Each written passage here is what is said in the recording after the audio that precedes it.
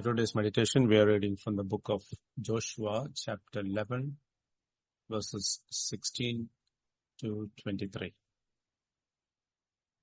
So Joshua took all the land, the hill country, and all the Negev, and all the land of Goshen, and the lowland, and the Arabah, and the hill country of Israel, and its lowland, from Mount Halak, which rises towards Seir, as far as Baal-Gad in the valley of Lebanon, below Mount Hermon.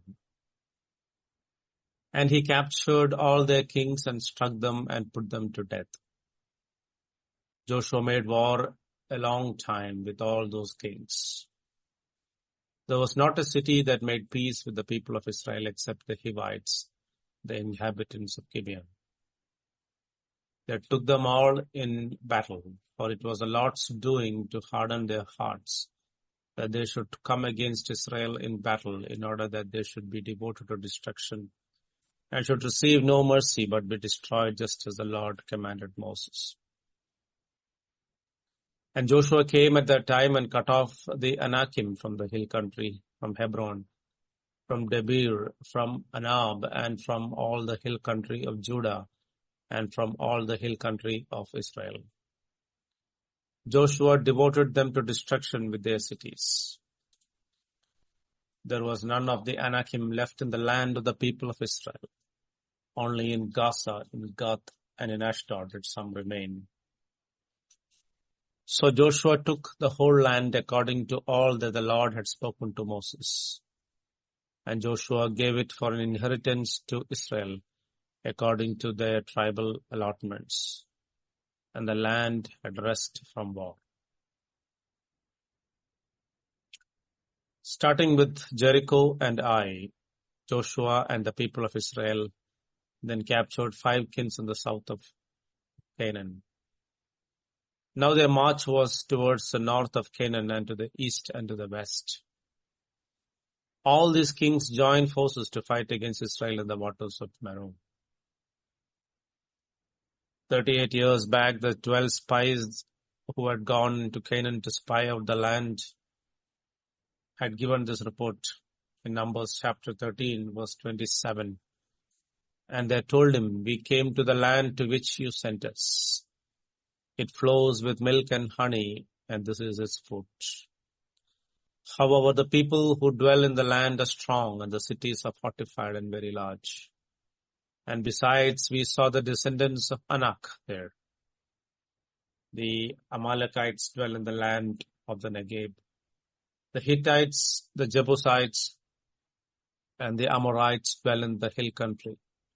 And the Canaanites dwell by the sea and along the Jordan." The report about the people made special mention of the sons of Anak, who were giants who lived in the land. In 38 years, these conditions have not changed. They have not become weak or less in number.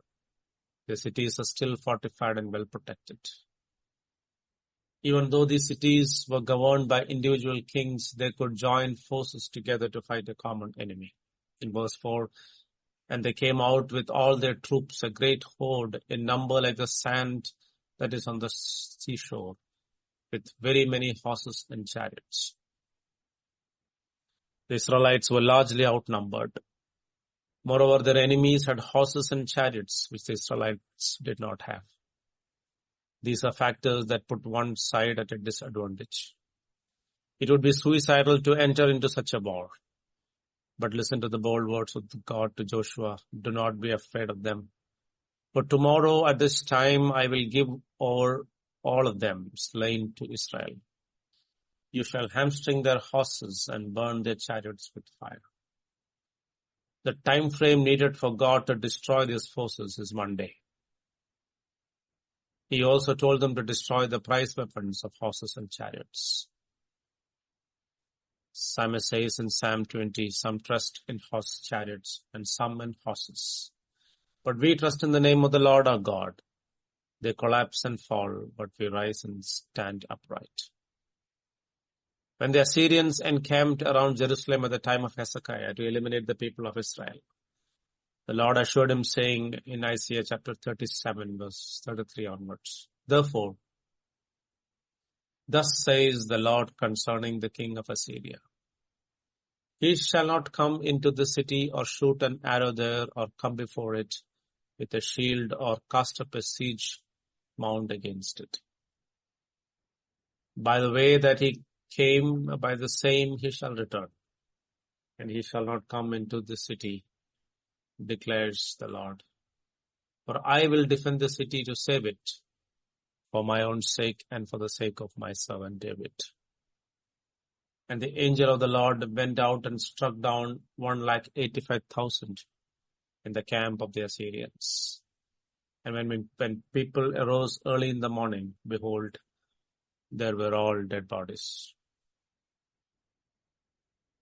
All it took was one angel and one night to eliminate the army of Assyrians. Another important factor that influenced the 10 spies who brought the evil report was the presence of the sons of Anak in the country.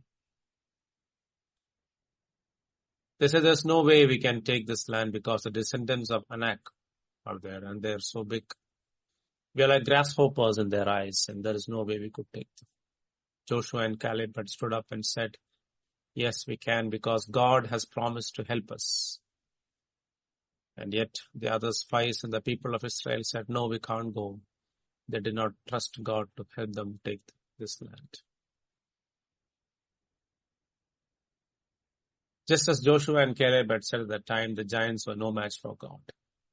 Their defeat is mentioned in as a matter of fact in verse 21. And Joshua came at that time and cut off the Anakim from the hill country and from Hebron, from Debir, from Anab, and from all the hill country of Judah, and from all the hill country of Israel. Joshua devoted them to destruction with their cities. An entire generation died in the wilderness because they were scared of the sons of Anak. But all it took to defeat them was trust in the promises of God. Calculations and comparisons of size, number, and strength of the enemy do not go well with faith. If at all we need to compare, do it with the size and strength of God. In verse 20 we read, for it was the Lord's doing to harden their hearts, that they should come against Israel in battle, in order that they should be devoted to destruction, and should receive no mercy, but be destroyed just as the Lord commanded Moses. The conquest of Canaan was an act of divine judgment. These people had been living there for centuries in sin and idolatry. Archaeologists have unearthed the abominable practices that they were engaged in, crossing every line of moral and spiritual order. In many ways, their iniquity had become full. They had many witnesses during the time of Abraham, Isaac, and Jacob to know the living God. The Hittites recognized Abraham as the prince of God among them. Abimelech, the king of Gerar, was visited by God in a dream and saw the healing that came to his country. In Isaac's time too, the king of Gerar recognized the presence of God with Isaac and made a peace treaty with him. But even after repeated testimonies from God, they hardened their hearts and continued in their evil ways. None of them asked for mercy except the Gibeonites. In Proverbs 29 verse 1, he that being often reproved hardens his neck shall suddenly be destroyed, and that without remedy. We read in Exodus how Pharaoh hardened his heart. Therefore, we also read that God hardened Pharaoh's heart. Our circumstances may not change, but our faith can grow in an unchanging God. His promises are true all the time. It is not the change of circumstances or increase in ability and power that overcomes the enemy, but it is through God who is ever true to his promises. Let us press on with faith to fulfill his will in all its fullness in our lives. God bless.